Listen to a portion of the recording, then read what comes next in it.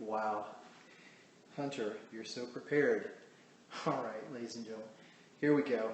I promise this time is going to go. Yes, exam one. So this is what you're going to be facing. It's going to be due on a week from today, or in the evening, so Tuesday evening, and I'll have it posted for you later today or tomorrow, and you'll have 50 questions on the exam. There are 45 of the type that you're already familiar with, like you've had on the quiz. Multiple choice, multiple answer, true, false. And then I'm going to ask you to do 5 short answers. And these will basically, what you'll need to do for the 5 short ones is, in your own words, describe the 5 main theories that we've been talking about in the class so far. And so let me just go ahead and list out what those are. You've so far covered some introductory material that talks about what an argument is, how to construct an argument, how to evaluate an argument. So you had several questions about that. Then the first major theory you had, value theory, was hedonism. So that was looking at, excuse me, I was looking at happiness as the ultimate human value. What's ultimately in our welfare is happiness. So there's hedonism. You will need to be able to give a short definition of hedonism in your own words for the exam. Number 2 is chapters 3 through 4 looked at desire satisfaction theory. That too, you will need to be able to give a description of that theory in your own words. Next topic was morality and religion. From this subject, what you will need to be able to do is give, in your own words, a description of divine command theory. So that's in chapter 5. In natural law, you will need to be able to say what natural law theory is in your own words. Easy for me to say in my own words. Then the final sections were this last quiz that you had, a combination of psychological egoism and ethical egoism. The questions that I'm going to give you can be drawn from either one, but the focus will be, for your short answer, is going to be for you to give a description in your own words of ethical egoism. So what we have there are 2 normative theories, or really 3 normative theories, and we have 2 value theories. Okay, so you will need to give those 5 short answer descriptions, and that's going to be the only thing that's different from the types of questions you've had so far on the quizzes. Okay? Any questions so far about the kinds of things? So where you find these are in these quizzes. You've been quizzed on all of these subjects. And in fact, if you look on the quizzes, you'll be able to see where the description of the theory is given to you in at least one of the questions on those quizzes. But of course, you should look at the book too. So here's the key to this. In every single description of the theories that are going to be required of you to say what they are in your own words, there are always 1 or 2 basic concepts that must appear in that description.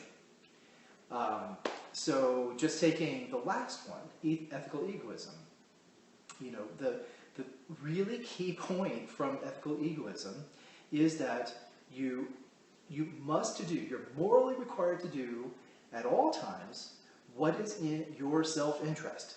So the concept of self-interest must appear in your short answer on the exam, okay? However you decide to frame that. Okay, so that's just an example of the kind of thing that I'll be looking for on those short answers. Just make sure that you review those in the book carefully, and you'll be fine on those. Okay, so that's the only thing, again, that's different this time on the exam than what you've seen so far on the quizzes. Okay, so for your review, I've listed up here where you go on the quizzes to review. So make sure that if you got some answers wrong on the quizzes, that you go and look up those right answers. Now, what I'm going to do today for the rest of this session is I'm going to cover what are the problems that gave people the most problems the most difficulties, or the ones that were answered wrongly most frequently. So I've got, gosh, probably about 20 of them that I'm going to go through. So it's going to take a little while, but I think it'll be helpful for you. And what I want to do is, anytime that you have a question about one of the ones that we're going over, feel free to go ahead and type it in, and that way we can get something going and not have to wait to the very end. Because I don't want to go over quiz 1 and then wait till the end of quiz 5 before you ask your questions. So do feel free to chime in at any time. I'll pause, we'll answer your question, and then we'll move on. Okay?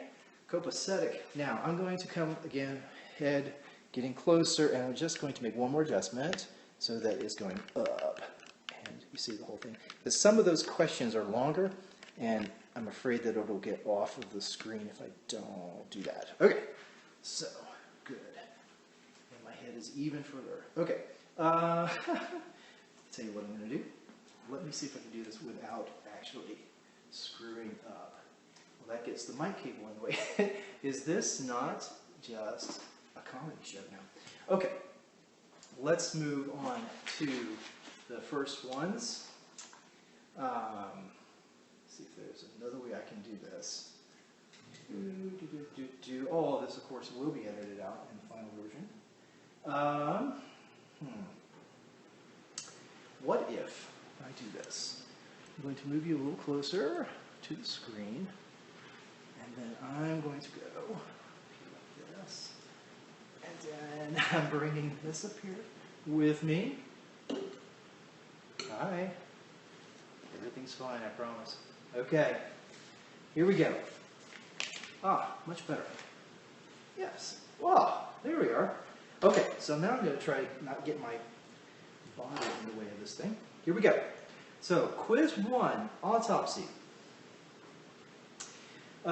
Question number 8. Let me just say something first of all about the results of quiz 1. Quiz 1 was the highest scoring quiz so far.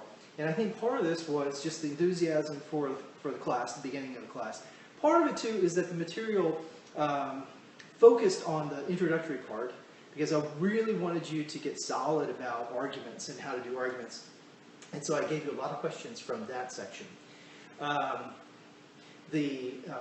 But there were still a few questions that I thought that we could go over here, because they are important and they were ones that were frequently missed. So the average on quiz 1 was 84%, which is, like I said, the highest so far. Right, let's look at question number 8. Without a perfectly reliable test for truth, all moral claims are equally true, and their truth is up to the individual. Okay, 70% of you said that this was true. However, as your author points out on page 15, and there were a number of questions that were pulled from page 15, and that's whole section, pages 13 through 15. As your author points out, this claim is false. So what this is a very common kind of confusion, and philosophers like to call this confusion of knowledge and reality. And when you're talking about having a reliable test for truth, what that's talking about is our knowledge. So all that's being said or claimed in the truthful claim, at least, not in this false claim, but in the truthful claim, is that we can have an understanding of what is true and false, of reality, that's the reality part, but our knowledge is fallible. So we can be mistaken, but if we make a mistake, that doesn't mean that there isn't something that's actually true or actually false. You see the difference there. So this claim is setting you up to fall into the subjective trap of the claim, or the subjective trap in thinking that, well, it's what I know, or what I think I know, or what I believe, that is the test, for the ultimate test for truth. And if that's the case, then we wouldn't have this class, because there wouldn't be any point really in looking at different theories of ethics, because whatever the test for truth is whatever you believe, and that is not only is it inconsistent with how we act, which is probably the main point. But it's just inconsistent with how we actually structure societies and make our laws and things like that. So anyway, just to go on too long about that, the reliability test has to do with what we know, our fallibility or infallibility, and whether the moral claims are actually true or not has to do with reality. Okay, so if you want to just see how that would work out, so just plug in something that you think is a moral claim that is obviously true, okay, like the gratuitous killing of another human being, okay? So I say that is true. Now, do I have a reliable test to know for a fact that is true? Well, maybe I don't. Maybe I have a theory that's not, that is not fully plausible, right? Or that is only partially plausible. Then I can't just simply say then that the truth of that is up to me. What I need to be able to do is try to do a rational investigation of the options. What are the consequences of thinking that is false? All right, and so you do what these theorists have been doing. All right, I think I went on way too long with that. Sorry about that. But since 70% of you got that wrong, I thought it was worth mentioning. Okay. The other major question that was missed, or question that was missed a lot, was number 16, the experience machine.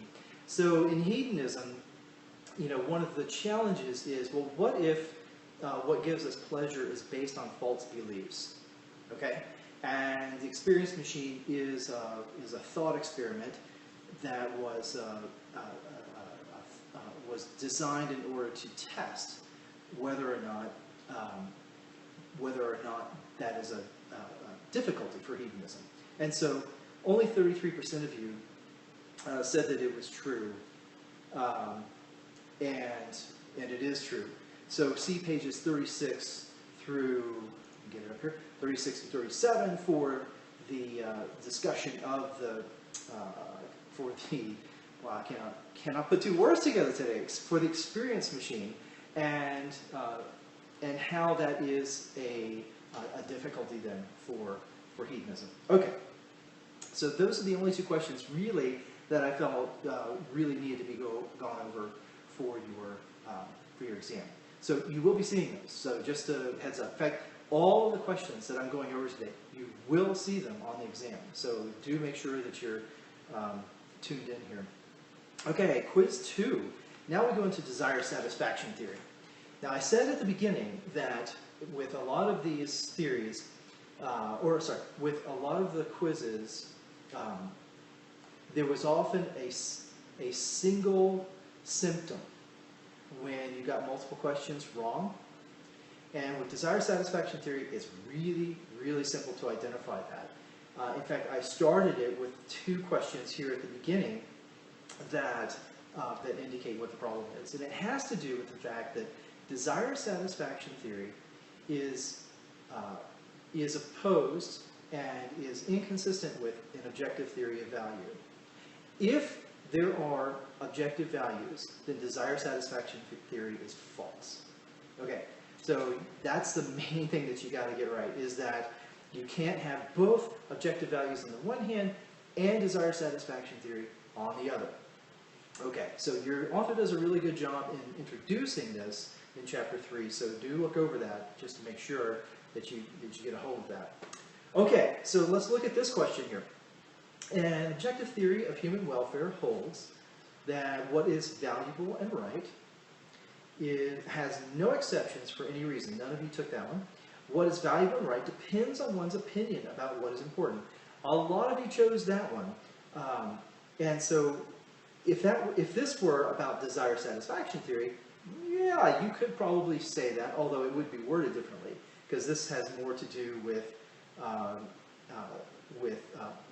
ends or aims that one chooses, not with or worth, not with desire. So, but still, a lot of you chose that. 48% of you chose that. And the next answer choice is the correct one. What is valuable and right is independent of any individual's subjective desires.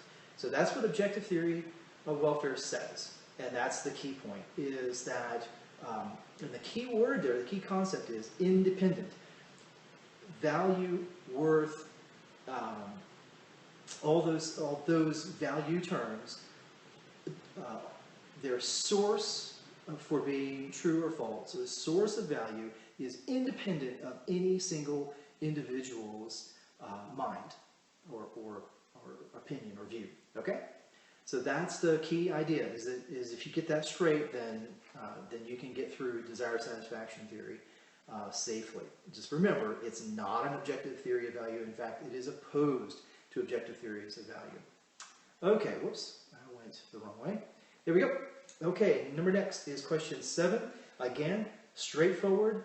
If you don't get that dichotomy between desire satisfaction theory and objective theories of value, you'll miss it. And so a number of you did. So this is false. Desire satisfaction theory is not an objective theory of human welfare. Okay, so we go on. There's your page number 46.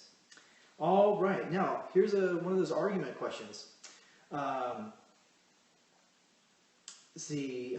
Yeah, so is this an inference question? Let me see what to say about this one.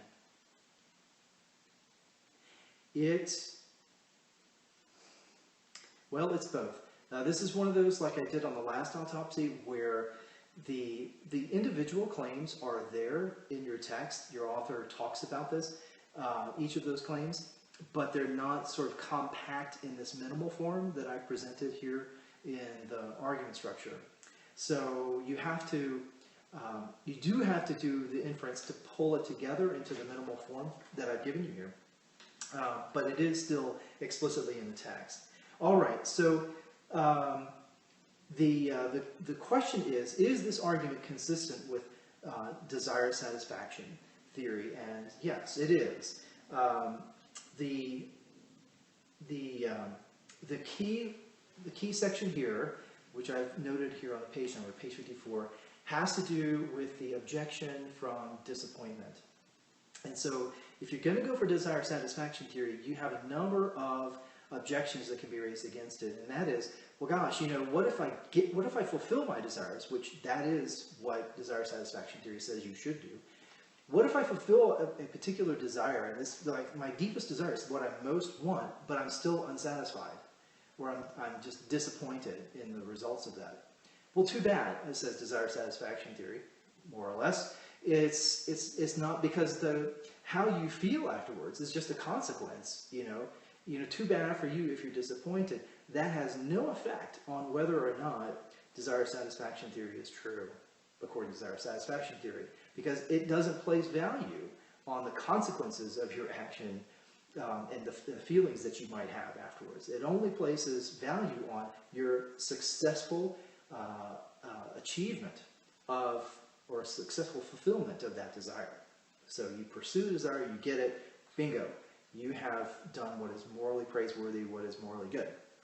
Okay, so this the answer to this one is true, because the conclusion says, if something fulfills the desire we most deeply care about, even if it results in one feeling disappointment, then it's good for us. Bingo, yes, that is true, and the argument itself, the structure of the argument is valid. Okay, so the next one is number 14. Desire satisfaction theory allows that, and fill in the blank here with one of these words in your answer choices, is valuable in its own right. That is, independent of one's desire for it. Oh my gosh, right there is that flag word. That's where bells and whistles should be going off. When you see the word independent of one's desire, you know already that you're being set up, because desire satisfaction theory says there is no independent source of value or worth. The only source of value and worth is desire. So there's nothing independent of that. So that is, in fact, the answer. It was interesting to see the percentages here. So it was all over the map. And I noticed that of the other answer choices that were not correct, the one that folks seemed to gravitate toward was pleasure, which kind of makes sense in a way, because Well, what you had previously read was hedonism, and so you had read about that value theory, and so it can be kind of natural to sort of make desire satisfaction theory and pleasure go together. But your desires aren't necessarily things that bring you pleasure. Those are not required. In fact, your author goes into that in, I think it's the chapter 4, the objections chapter. So do have a look at that. But the answer is nothing is valuable in its own right. Okay.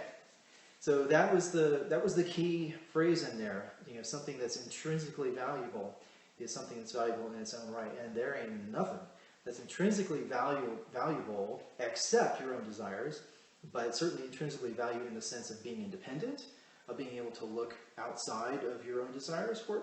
No, there's nothing. Okay. Number next is 15. Yes. According to the desire satisfaction theory, which of the following desires, if satisfied, will make one better off? And you are to select all that apply. Now, what's interesting here is that, can you think of a desire, given that desire satisfaction theory says, you know, your subjective desires are the beginning and end of determining the value of something, the moral worth of something.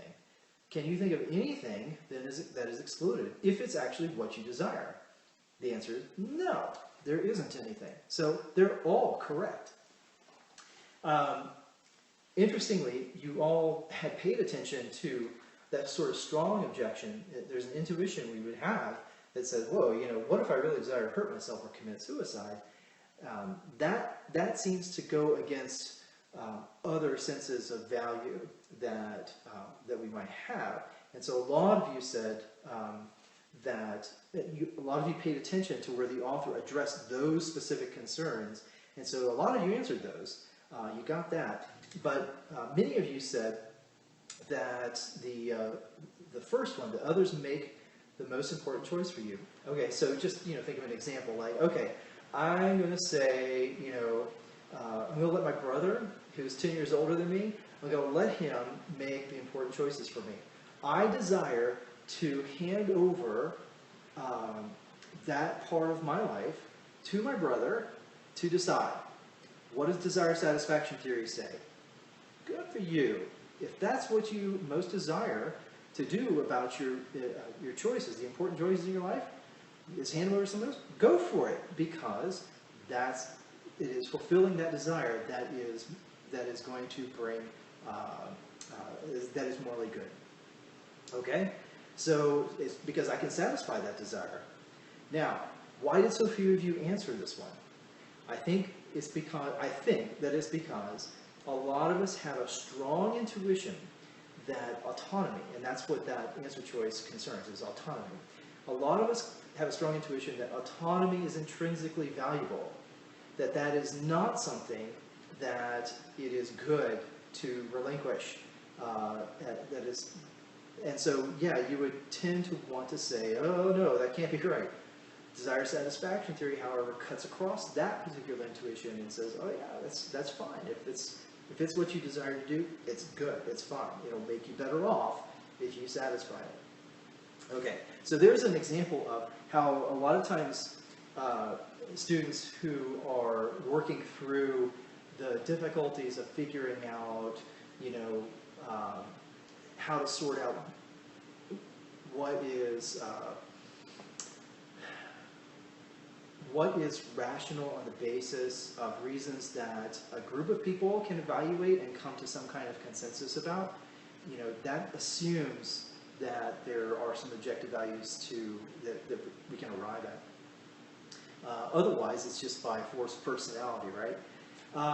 But if we can reason through different theories of worth and value, then we're working under the assumption that there are objective values.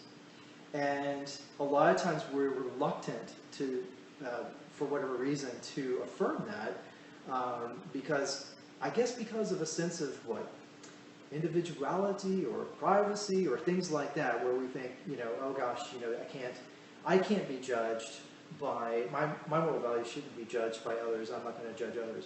I think a lot of it comes down to stuff like that. That's actually a different issue, but I like this question because it kind of shows that as much as we might think that moral values, or say that moral values are relative or subjective, I should say, we actually don't believe that, and it comes out in questions like this. So anyway, let's move on to the next. And yeah, and by the way, the introduction by your author goes into that at some length there, pages 15 and forward, and in other places too. Okay, I think this is the last question for this quiz. All right. So, if the good life depends on objective values like happiness or autonomy or virtue, that such things are worth wanting even if we fail to value them, then that is evidence that the desire satisfaction theory is what? Well, we just talked about it, right? With autonomy in that list, and that would be evidence that desire satisfaction theory is false if the good life depends on objective values. Okay, so 41% of you said that this was true, and that would make desire satisfaction theory true. Again, I have to stress with desire satisfaction theory, it is totally at odds with the idea that there are objective values or any kind of objective theory of value or worth. Okay, so just boy, if that isn't ingrained in you by the end of this periscope, I don't know what is. Okay, so page 59 is where you will find the answer to that. Okay, so one more time before we go on to quiz quiz 3. Desire satisfaction theory and objective theories of value are mutually exclusive. You can't have both. Okay. Quiz 3, autopsy. Now we move into morality and religion. And I have, gosh, how many do I have here? I think about 4 questions or so. So again, I just want to stress on your exam, you're going to have the divine command theory is what you will need to be able to express in your own words. Okay, so just make sure that you've got that for the last part of the exam. Okay, so the first question then is question number 3. Now the average on this quiz was a 75%, so that's right on the curve there. By the way, quiz 2 average, the one on desire satisfaction theory, was 77%, so that was good. And quiz 3 is pretty good. It's you guys hit the average. Okay, so let's go through a few of these questions from morality and religion. If one finds the belief that X is beneficial, then it follows that X is true. Interestingly, 56% of you said that this was true. Majority of you. However, look at page 65 in the second full paragraph, and you'll see your author's argument for why the benefits of something don't necessarily guarantee that it's true. And you can think of your own examples here. Like I can find lots of untrue things. I could have lots of untrue beliefs, and they could be beneficial to me. Like maybe they're psychologically beneficial. Maybe they're beneficial to me in my career or something like that. I can have lots of false opinions or beliefs. So just because it's beneficial does not mean it's true. Okay. And the number 4 is kind of connected to that one, and so I'm not terribly surprised that many of you missed this one. So if hope for heavenly reward or fear of God's anger is what prompts us to do good, then we may well do the right thing, but for the wrong reasons. Okay, so that's what your author says. That's a quote. And then your question is, for the author to assert this claim to be true, he must assume what? Which of those choices? And the correct answer is the last one, that there are objectively right reasons for our actions. Okay, so here's what's going on in the question, in that claim that the author makes, is he is looking at what we are, the moral value of what we do. So let's say you do the right thing in a certain situation, like you tell the truth when it's hard, for example. Okay, would it be, when you know that you're going to have some serious consequences if you tell the truth. All right, so if you tell the truth, but you only do it because of you're afraid of the punishment, or you want the rewards, then that's questioning your motivation for doing it, right? And so what this question has to do with is not looking just at the consequences of your action, reward or punishment, but looking at the motive for your action and taking into consideration both as morally relevant and morally important. And so what he has to do, what the author has to do in order to say that there are wrong reasons to do things, in other words, wrong motives to do things, is there have to be right reasons to do things, right? You have to have motives that are morally praiseworthy. And if that's the case, then that is assuming that there are objectively right reasons or right motives for our actions. Okay? So that's the answer there. Now, many of you answered that he has to assume that theism is true. Well, no, it doesn't assume that theism is true. It doesn't have actually anything to do with whether the author thinks theism is true or atheism is true. Both are irrelevant because it has to do with what human motivations are, right? Irrespective of whether we know God exists or not. So check out then page 65, third paragraph, and he goes into it. Now this was an inference question, and so you had to be able to work this out based on evidence that was there in the text, but the answer is not explicitly there in the text. Okay, question 5. If fear of God is the most effective way to get people to do what they should. Now, right there, effective way, that goes right back to question 3, beneficial. So if the fear of God is the most effective way to get people to do what they should, then it would show that atheists and agnostics are unable or unlikely to behave in morally admirable ways. 59% of you said that this was true. It is false, however. So look at page 65, the last paragraph for his explanation, again, of how you connect, how the consequences, like for example, the effectiveness of a motive is not connected rationally to whether it's morally right or wrong. Okay, so the moral value of something then is not necessarily connected to its effectiveness or the effectiveness of the motive. Okay, so let's see. This is the next to last for this quiz. The claim that an act is morally required if God commands it and is immoral if God forbids it is not the divine command theory, because the claim, and y'all were all over the map on this one, and only 52% of you got it right, which is that middle one. And the answer for this one you can find on page 71. The thing that the confusing thing here is that it is not saying what divine command theory says. Divine command theory says that God is the causal source for what is morally required and morally forbidden. In other words, he makes it, he creates it. Okay? This only says that God approves or disapproves of what is morally required or not. Okay, so that means that you can look into what God says is right and wrong as an infallible. God never makes an error when he talks about what is morally required or morally forbidden. But that's not the same thing as causing it to be morally required or forbidden. You see the difference there.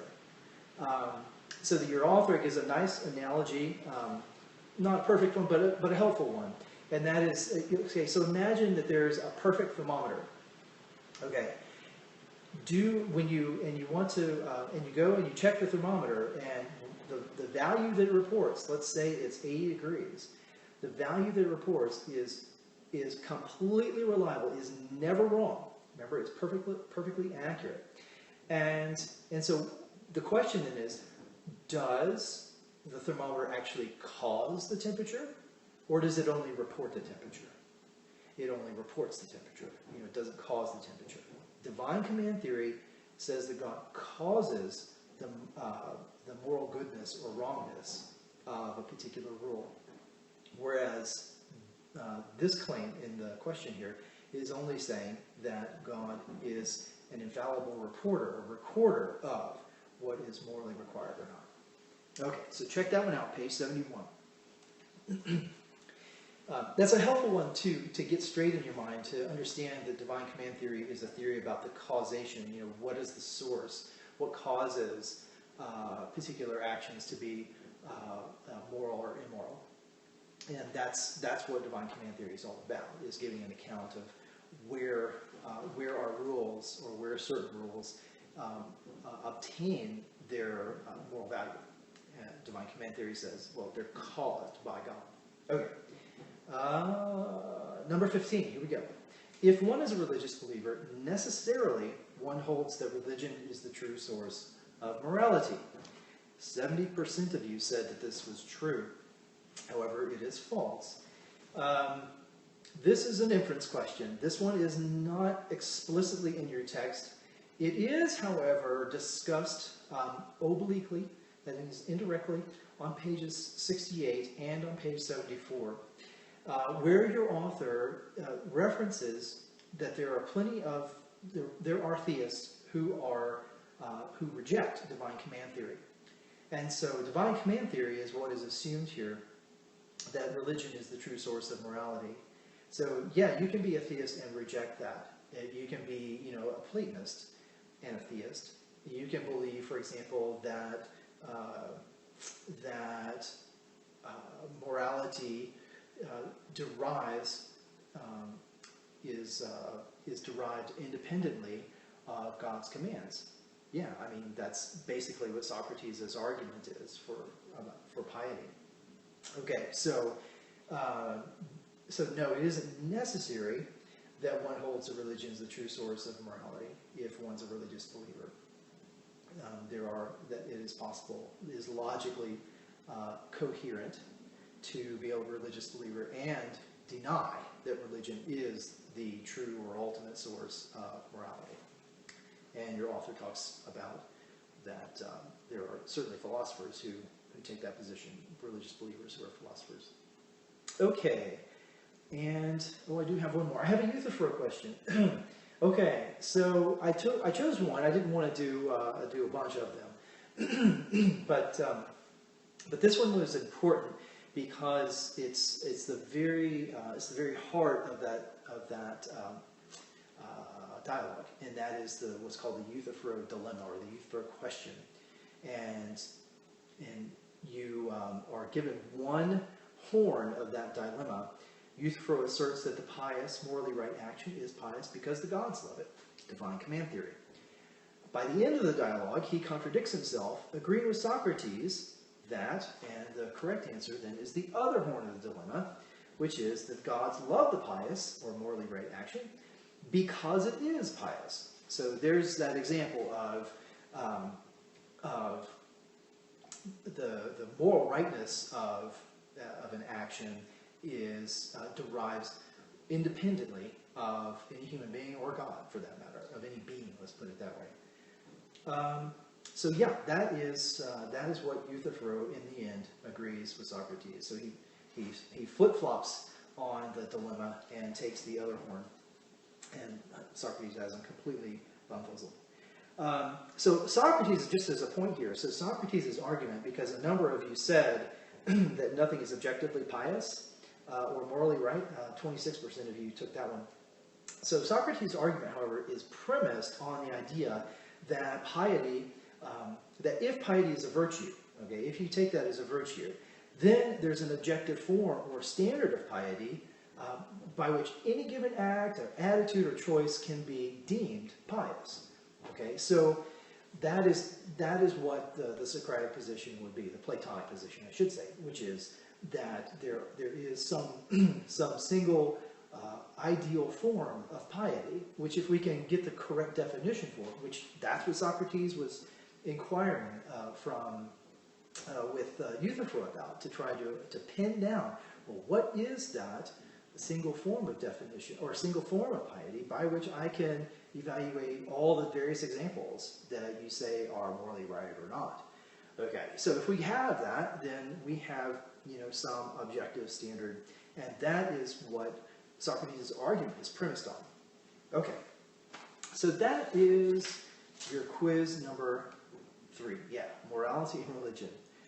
Okay, so just as one last reminder, so the main thing that you're going to have to learn from that, the main thing that you will need to be able to do on your quiz, on your exam, is you will need to be able to put in your own words what divine command theory says. Okay, and remember, there's the key idea, or the central idea of divine command theory is to claim that morality is what makes actions moral or immoral is caused by the divine command, by God's decree that it is right or wrong. Okay, so just remember that central idea, and you can get this one. Okay, we're on the last quiz. Yay!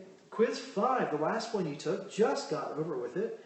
The average was 79%, which was just really quite good. I had a mistake on the quiz on question number 9, which I've actually put up here. And so what I did is I corrected it, and so your score was corrected. But then I gave everybody an extra point. So there's a fudge point in there. So you actually have 1 point higher than you would have gotten had I written the question correctly.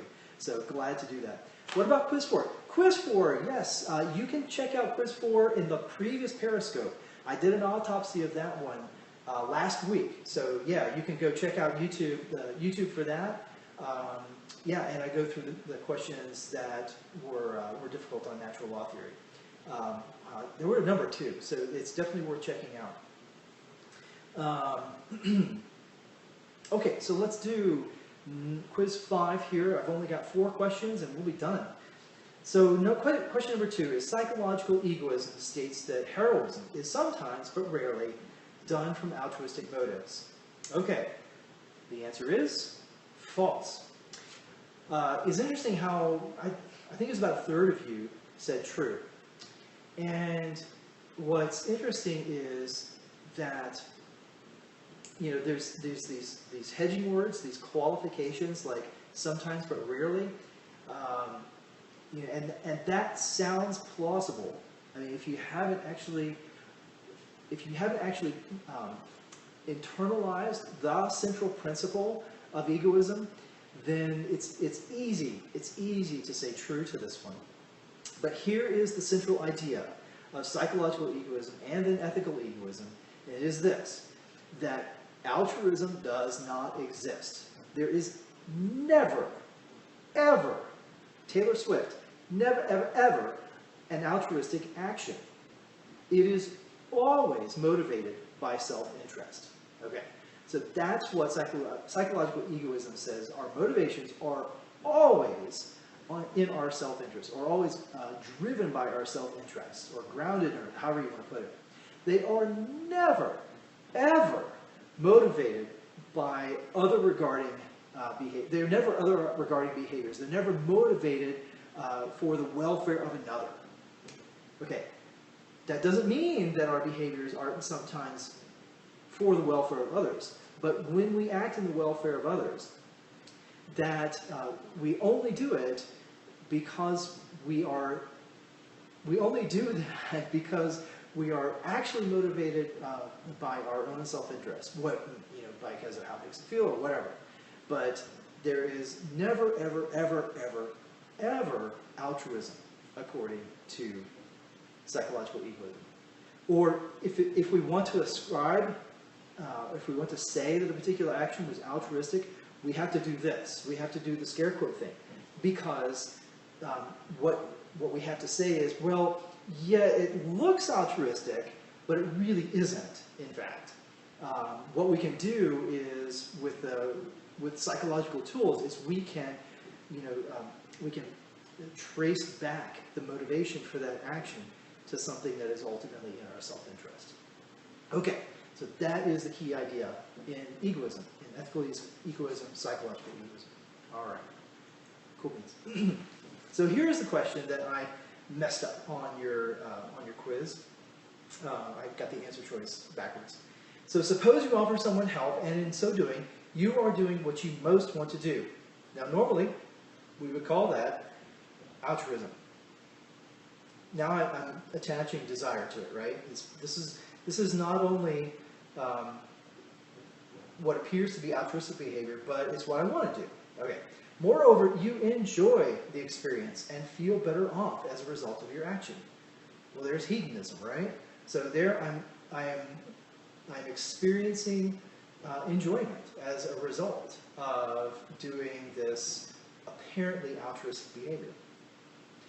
The psychological egoist argues that the enjoyment that makes you feel better off is a side effect of your action, not a motive for your action. And that, my friends, is true. That is appears on page 98. Shout out to Cassie for catching my error on this one. That is absolutely true. The psychological egoist argues that the whole business about altruism and how it makes you feel, that it gives me a good warm feeling inside. Well, that's fine, but that's not your motive. Your motive wasn't to get that feeling. Your motive was something that was in your self-interest, to act in your self-interest, in your own welfare. And therefore, the enjoyment that you may feel as a result of being altruistic is a side effect. It's not the actual cause, psychological cause. Okay, so there you go. That one is true. 9 is true. All right, almost there, folks. Question number 10. This is an argument question, and I put in a blank for premise, the second premise, and your job was to identify which premise fits in that blank. All right, so the argument works. All humans always try to avoid actions that result in misery. Okay, so this would be like a hedonistic premise. Then a missing premise, and then the conclusion is that humans are always motivated by self-interest. Okay, boom. There is your ethical egoist position, right? Humans are always motivated. I'm sorry, that's your psychological egoist position about human motivation. So in order for this argument to work, in order for this argument to, and I left off the stuff about validity, in order to preserve the truth of this argument, of the conclusion, which of these premises, which of these particular propositions will work to make this argument valid? Okay, so answer is the third one. Avoiding misery is self-interested. 73% of you got it. So the rest of you chose one of the other answer choices. And the key is what I've underlined here in the question. So what has to work in that second premise is you have to connect the concept of avoiding misery, which is the hedonist concept. You have to connect that then to self-interest, motivations, right? The psychological egoism. So to connect those two things, you have to have a claim that connects avoiding misery with acting in your own interest. And that is only done by premise C, the third one there. Okay, you see how that works? Any questions on that one? All right, pardon me.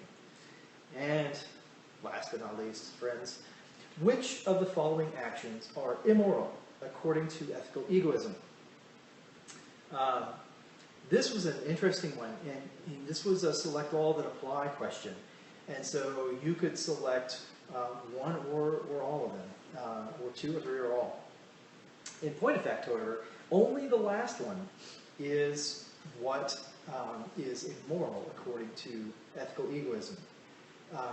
So remember, Ethical egoism says that one ought to always act in such a way to maximize your self-interest. Okay, so that is the definition of moral behavior. So what is immoral? Well, is if you fail to do that, if you fail to act in a way that maximizes your self-interest.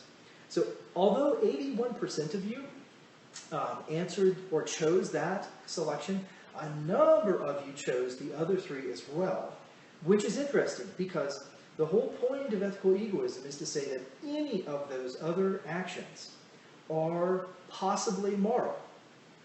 The test is whether performing those actions maximizes your self-interest. Okay, so yeah, can you ruin the reputation of an enemy? Sure, why not? Does it maximize your self-interest? Go for it. That's what the ethical egoist says. Stealing from a poor person? That's fine, if it's in your self-interest. Taking advantage of children and other vulnerable people? Yeah, why not? That's, if it maximizes your self-interest, do it. That's the ethical egoist position. And I think, again, this goes back to one of the earlier questions that we had. It was the one that had an answer choice up there about, it was desire satisfaction theory, and it was the one that had to do with autonomy. And a lot of you said, oh no, autonomy, you never let someone else make your choices for you. Well, desire satisfaction theory says yes. And a lot of you got that wrong just working on intuition, on your own intuition here. And that, because of our strong intuition, that autonomy is an objective value. And here the same thing I think is going on. I put up answer choices that we just simply have very strong intuitions that they're morally wrong. And I don't care what the theory is, right? I want to be able to say they're wrong. But your job is to, detach yourself from those intuitions and as far as possible, get inside the head of each of the theories, if that makes sense, each of the theories that we're looking at and evaluate the morality of the action or whatever on the basis of that theory, what that theory claims.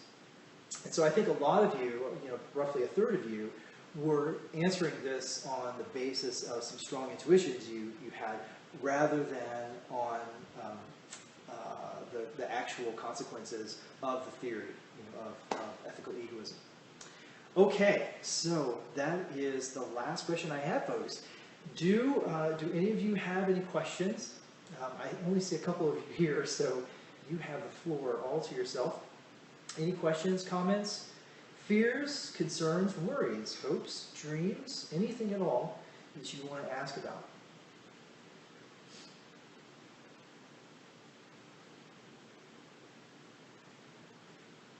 And while we're sitting here for just a moment, I'll give you some time to type the takeaways. Let me just mention the takeaways one more time.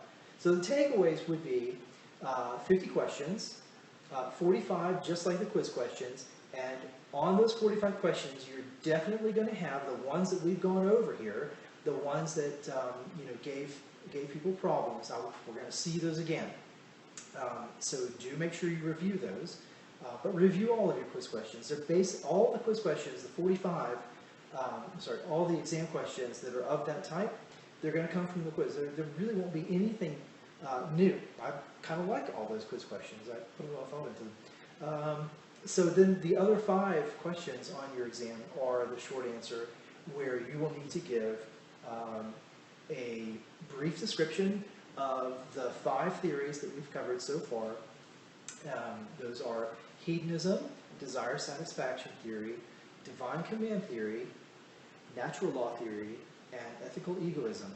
You'll need to be able to give a description in your own words of those 5 theories. And that's your exam. And it will be due a week from today. I'll have it posted for you probably tomorrow. But that's it.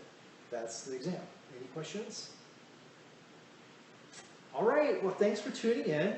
And for those of you catching the replay, I hope you found this helpful.